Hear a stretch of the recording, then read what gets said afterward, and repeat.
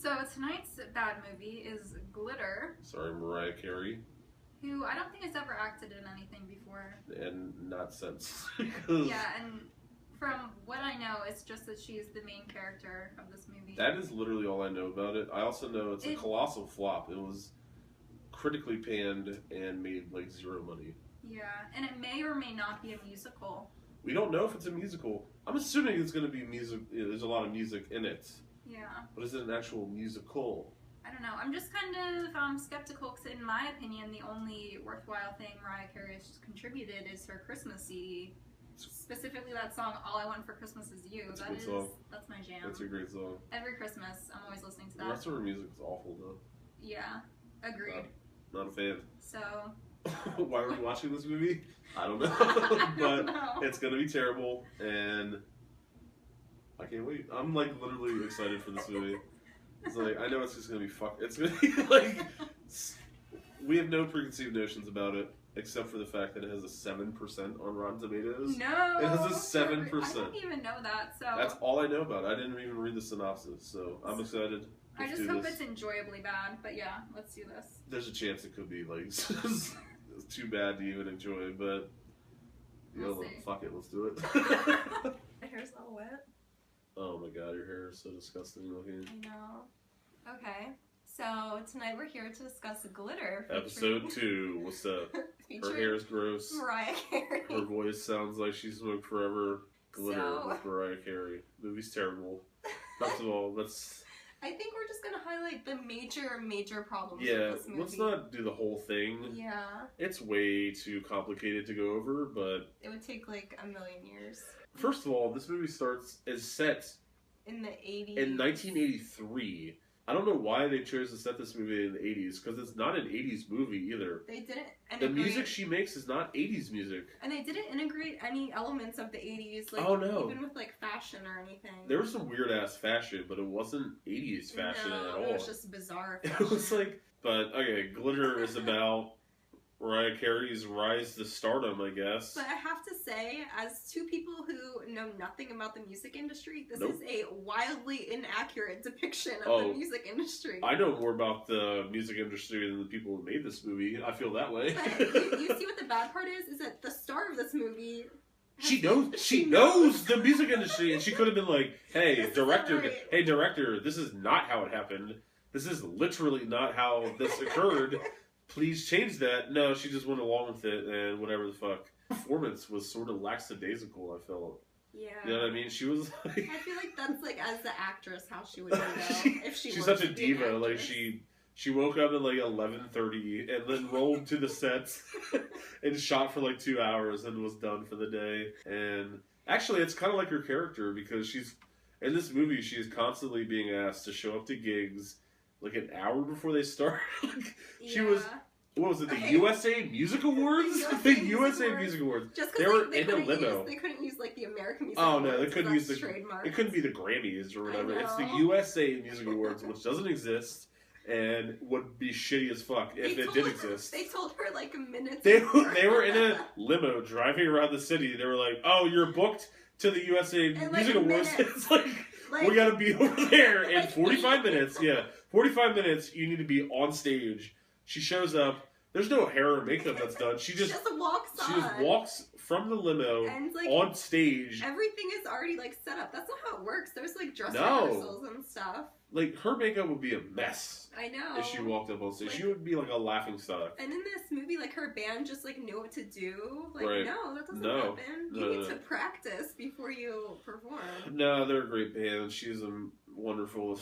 She's a virtuoso. She doesn't need any practice. I think we should go real quick to describe how she gets this record too. Yes, right. So, firstly, she's like in a trio at a nightclub. And the nightclub is crazy. Everybody's wearing sunglasses at this nightclub. Do you remember that? No, I don't remember that. Everybody was wearing sunglasses, and there's like probably like 3 times as many people as are like legally allowed. The fire marshal would have had a fit if he saw this place. Yeah.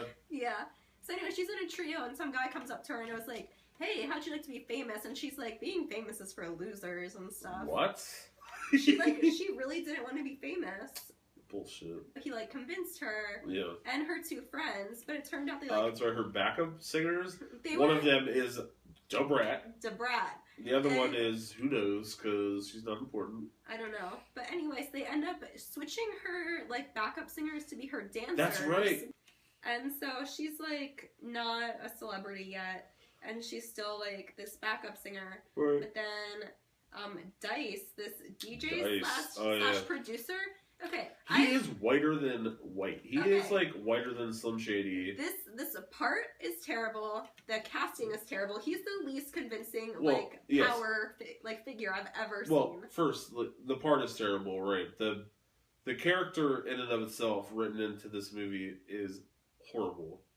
Second of all, the person they casted, his name shouldn't be Dice. He looks like he's like a pasty kid from Iowa or something. Like a paler, like a white trash version of Seth Green. But he's supposed to be super ghetto and powerful in the music industry, and it does not play. Actor is not from New York. I don't know who the actor is. I don't know who he is, but he is 100% not from New York. His accent was the most stereotypical you would make fun of in New York, hey, hey, let me get some more pizza. So anyway, it's terrible. But he gets Mariah's manager. He's like, I'll pay you $100,000 if you let me sign this girl. Played by Terrence Howard, by the way. But there's no actual contract. This is just it's like a verbal agreement. It's a verbal agreement between Dice and Terrence Howard that he's gonna sign her for $100,000. And so anyway, then which will come back into play. Then trust us. Okay, then Dice takes her and stuff and gets her a record deal at this whatever type of company it is. And I love how they named big companies. They're Warner Brothers, Columbia Records and shit. And then some obscure initials. She obviously got signed by the obscure initials. Right. But when they walked in to sign the contract, they were acting like they were signing Lady Gaga in 2010. Yeah, right. The peak of her career, the biggest celebrity on the planet. People are drinking champagne at this meeting. There's a ton of people there. She's unproven. She is not. Has she released a single at this point? No, she is unproven talent. And they're banking their entire fortune on. She falls in love with Dice, who happens to be. She falls in love with. Hey, what are you guys doing over there? My biggest problem is that everybody knows who he is everywhere they go. The only producer, he's so famous. He's so famous. Yeah. A famous producer now is Dr. Dre. He's in love with Dice for the rest of the movie, by the way. For the rest of the movie. The entire movie. And so anyway, they go to this crazy music video thing, and they make her get real slutty and stuff. Oh yeah, and that's right. They kick out her former backup singers who turned into dancers who just are not friends. That's right. There's that weird they continue was he to get knocked German? Down. He was German or something. He was I gotta strike a pose. I have a vision for this music video, and that vision does not include the backup dancers, the singers that she has been raised with. I know. They get fucking booted off the stage. I think my favorite part though was that during that shoot there was these big chunks of glitter falling from the sky. Oh yeah. I thought that was Wait awesome. a minute. We have not discussed the fact that there is a patch of glitter on Mariah Carey's shoulder the entire movie. At all times, but it's not. That is not explained. It's not it explained. Isn't, but it's not always on her shoulder. When she went at Madison Square Garden, it was on her back, under her shoulder blade. Okay. Well, it's around that area. It's her upper thorax. It's visible. Her upper thorax. And they never address it. There's never, nobody ever comments on it. It's not addressed at any point. There's just a streak of glitter on her at all times. I know. Music video comes out. It's her breakthrough single or whatever, and it's on the radio. And they pull over. It's her and Dice. They pull over the limo in the middle of the street. Oh yeah, that's right. New York City. And they blast it. They run out of the limo. She runs to a payphone and calls her friends who were the backup singers and the dancers. They force somebody off the phone, by the way. She's on the radio. She's on the radio right now. Fuck you, bro. I'm trying to make a call. So she calls her former friends, and they're so excited for her. I know. Bitch, you left us behind. This could have been us. We're the fucking royalties from this song. We should have made money off this, you bitch. I would be bitter and resentful, but they are really supportive for no reason. This whole agreement about the $100,000 is still, it's a theme that goes throughout the movie. Oh, Terrence Howard wants his fucking money. He wants his money. He keeps threatening Dice, And firstly, he gets in his face. If Dice is such a famous record producer, right. like Dr. Dre, he is. Hold on. You keep like saying Dr. Dre. He is not at all like Dr. Dre. That is a terror. If he was that famous, like $100,000 would be like, right? The amount of like, she's at the top of the charts. She's making millions. It's like just fucking write him a check, get him off your case. It's over. But he refuses to pay this guy. During this whole time, you have no idea how much time has passed at all. Oh, there's no concept. She meets him, and then there's this record deal with the champagne, and then there's this music video. And they never really addressed whether she released an album or not, right? There was never any mention of her releasing. Well, there's a single that she did that was all over the radio. Yeah. But there's no albums ever discussed. And she's like the biggest celebrity on the planet. That's what I'm saying. Like, they're acting like she's like Taylor Swift. Like, she's like 5 albums deep or whatever that are all like quadruple platinums. Yeah. Nope. She's got one single out, and that's it. It's really bizarre. And so... Anyway, through this one single being out and maybe some albums, we have no idea. No, there's no albums out, no. With however much she has done, she sells out Madison Square Garden. MSG. Like, totally sold out. One of the biggest venues in the world? Not a seat to be had. Like, not in terms of capacity, but like, the prestige of selling out Madison Square Garden, that's one of the biggest venues in the entire world. She sells it out without a thought. Yeah. It's just like, it's easy. With her one single. Right. As she's walking into Madison Square Garden, like, to go to her dressing room, which, again, is like minutes before the show starts. Right. They're always getting her there late. She shows up at the last minute for everything. It just blows my mind. You get there hours early. I know. Like, you have to, like, warm your voice up and, like, your tea with honey and shit. I know. So she rolls up like a second before the concert is about to start, and she walks in the door and she sees on TV that Terrence Howard shot Dice through the heart. He shot him like through the heart. Shot him so hard. Yes. And so Dice is dead. Terrence Howard is now a convicted murderer, like Suge Knight, and is going to prison forever. It's Terrence Howard's fault for not signing a contract, though. That dumb shit. She has to go on stage and like. A minute and a half? Like, she has like a minute and a half from the time she finds out her soulmate is dead by being shot by her former manager, and she still goes out on stage, and she fucking kills it. Like, she brings the house down.